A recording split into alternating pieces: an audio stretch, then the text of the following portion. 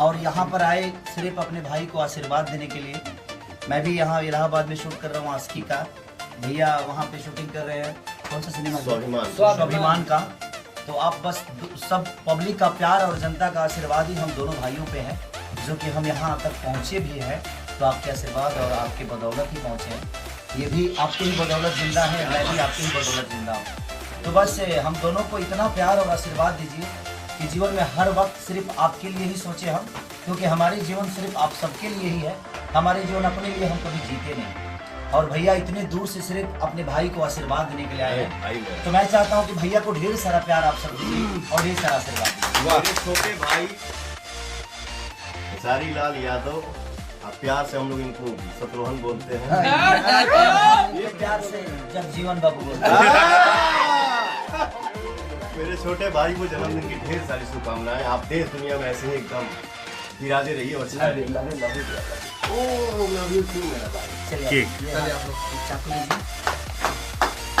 Happy birthday to you, happy birthday to you, happy birthday to you, happy birthday to you.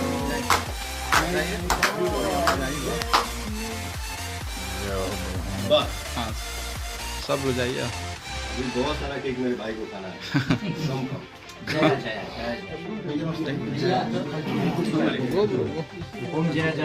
विकास जी विवेक भेजेगी। ये हमारे संतोष भैया है, जो कि हम दोनों भाइयों के बड़े भाई हैं और बड़े प्यारे हैं।